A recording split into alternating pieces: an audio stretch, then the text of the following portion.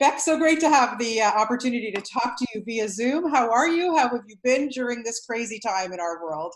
I'm hanging in. The world is literally on fire and I hate it. Yeah, I mean, not just pandemic. My goodness, what you're going through with those wildfires. I can't even imagine.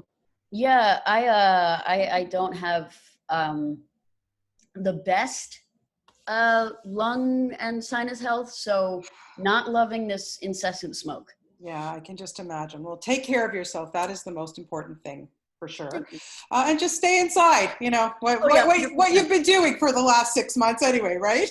100%, just indoors, indoor activities. Indoor I've been playing activity. a whole lot of tabletop role-playing games Well, because that's okay. activities. Whatever floats your boat. Bex, first, okay, so let's get started on Blackbird, which I absolutely adored. What a great film. And I wanted to ask you, was it something that you had read the script first, or you saw who was attached to this movie and went, I am in? I read the script. Sorry, took me a minute if you could see the processing on my face. It's I'm like, okay. hold on, that was more than 3 hours ago. I don't remember.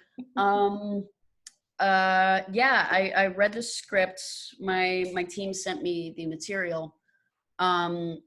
Pretty sure they also sent me like the full breakdown of who was attached as well, but I didn't read that first because there's just so much content to read in one of those emails. I just skipped right to the script. I'm like, am I interested in this?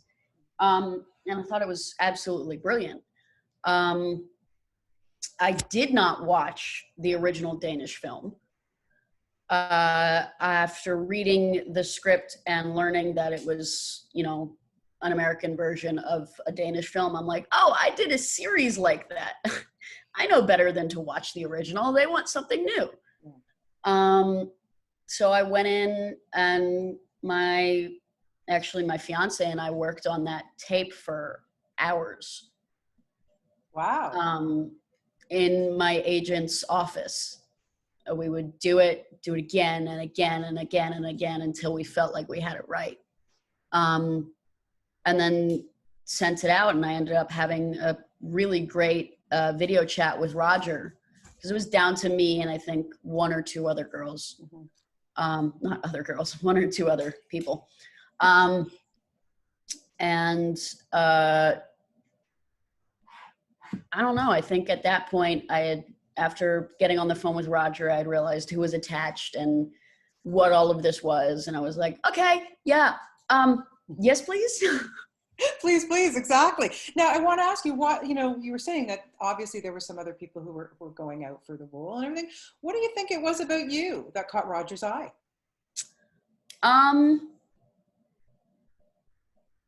not sure. After I got off FaceTime with him, I sent him a text just thanking him for the opportunity. Just genuinely, I was so grateful to be able to have that one-on-one with him after seeing my tape. It really meant a lot to me. So I just fired off a short text. And honestly, I don't know if it was that, if it's that I'm charming, if it's that I'm talented. I'm not sure what it was. I really don't know. I'm the wrong person to ask. You got to ask Roger. Look, I'm sure it's all of the above. And, like I say, with any job interview, it's always good to say thank you, no matter what, no matter how you feel about how you did or whatever. So that's very, very smart. So good move on your part. And then you get to this phenomenal set, which I love because it's all set inside this house. So there's really just the 8 of you the whole time.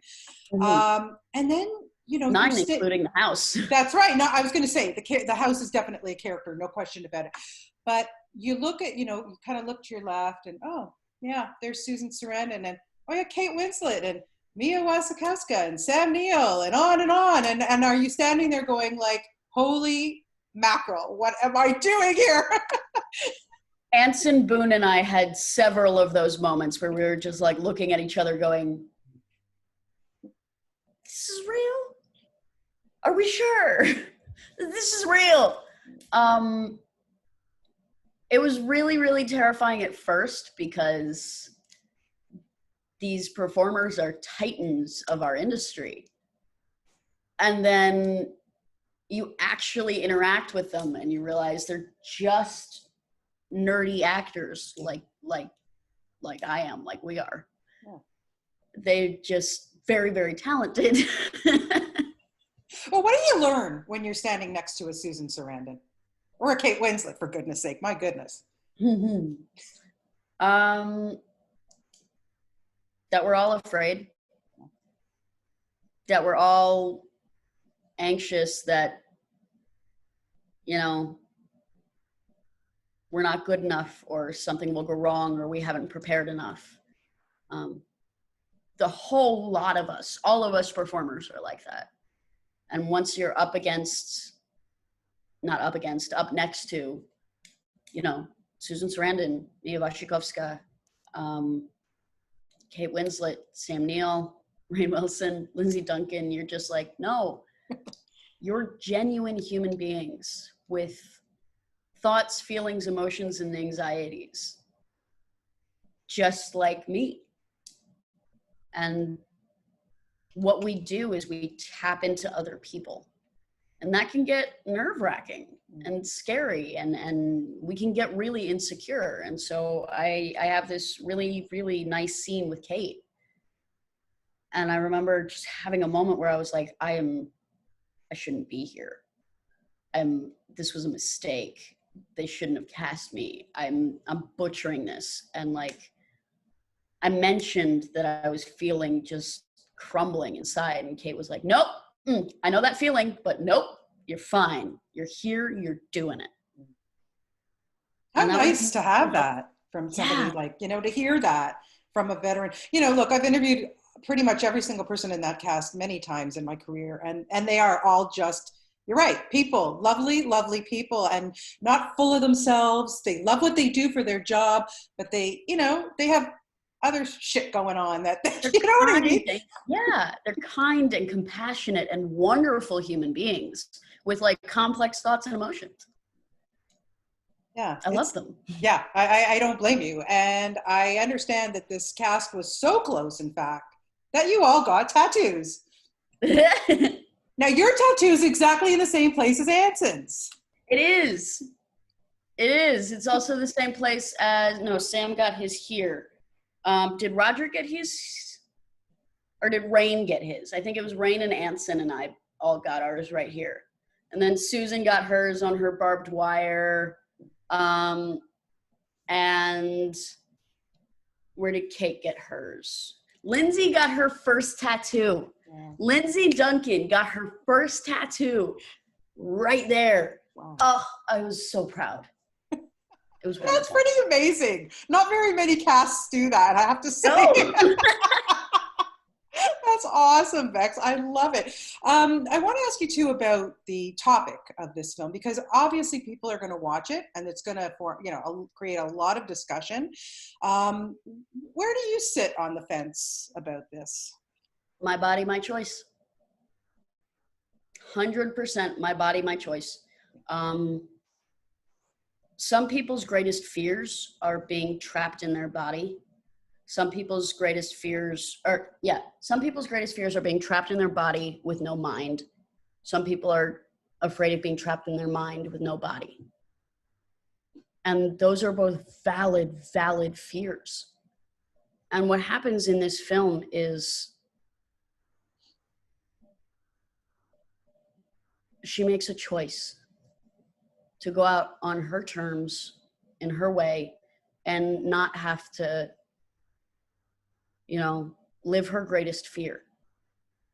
Yeah, and be a burden on anyone. And I understand that. It's a terrifying decision to have to make. And it's an important one to show, because not everyone reacts to pain and disease the same way. And I think it's really important to show all the different ways. I mean, my great-grandmother opened the first Planned Parenthood in Atlanta, Georgia. I am full force, my body, my choice. And I feel like this fits in that category 100%.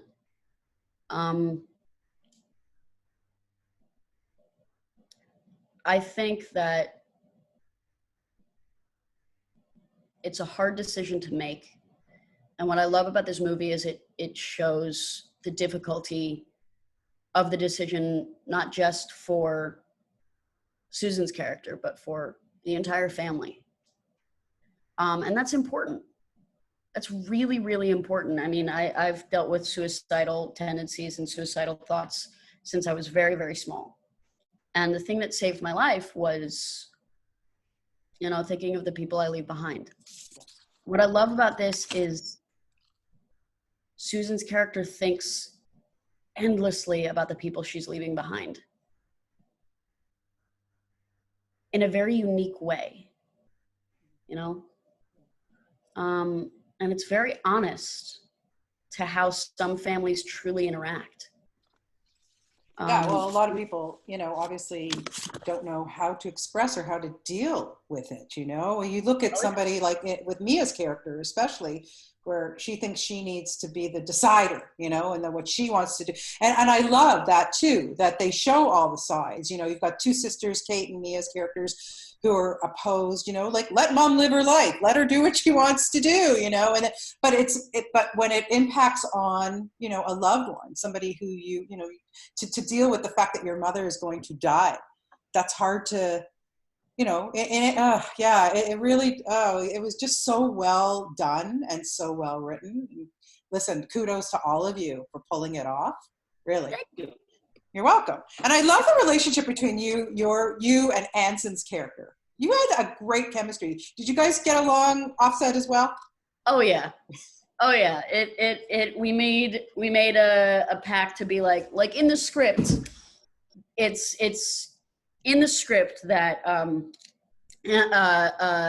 my character and Anson's character, they have a nice, sort of sibling-like relationship. And so Anson and I had no problem stepping into that. None whatsoever. He's just a delightful little bean, and we all got so protective of him, just instinctually. And so there's this part where we're playing soccer out on the grass. We did that for hours. Just had a blast together. It's just so easy with Anson. He's such a genuine, sweet little bean. Yeah, I interviewed him last week, and I loved him. I said, I want to, I wish I could talk to you people in person. Honestly, like it just, yeah, he's wonderful. He's got a good career ahead of him as well. I just want to hug him again. Yeah, I'm sure. I'll hug everybody. Like, what was the last person you hugged other than the person who was in your home, like your fiance? Hugs. I know, it's so bizarre. I know. I don't want to take too much of your time, but I have so much I want to ask you, because you've made some such great choices in what you've been doing, so far. I loved watching you and everything that you've been doing. But I want to ask you about your choice of taking a role in 13 Reasons Why.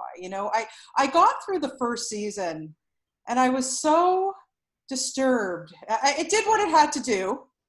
It's a hard series to watch. And your character. Yeah, tell me a little bit of why you chose to be in that series. The book saved my life. When I was in high school, the book saved my life. And then watching the TV series season 1 nearly sent me into a relapse. So I was not inclined to take the job until I spoke to Tommy Dorfman, actually. Tommy had a beautiful inside scoop about what they were doing with season 3 and how they were changing things and where they were steering the story and the direction they were taking away from the suicide aspect. And so after having that conversation, kind of instilled some semblance of faith in me that I didn't have before. Because I couldn't make it through season 2 either. I started and I couldn't. And so once I got the guarantee that season 3 was going to be a whole different track, I was like, okay, let's test this out. And it ended up being really, really cathartic for me because I, dealt with a intense sexual violation. So it was really, really awesome to have that moment in that character of being like, I will never heal, It was nice and cathartic knowing that I will heal even if this character can't. Amazing. You know what, Bex, you're just such an amazing talent, an amazing person. And I really am privileged to have the Thanks. opportunity to talk to you today. Thank you so much for your time. And listen, well, once this is all over, come to Toronto and visit me after the pandemic and we'll have a coffee and we'll have a much longer chat, okay? Absolutely. I got a friend going up to work in Toronto. As soon as this clears, I'm going to visit. Okay, look me up. You can get the information from Sam and we will have a much longer conversation. I'd love to talk to you more. Thank you so much for your time and best of luck with everything. Deal. Okay, take care. Bye. Thanks. Take care. Bye. Bye.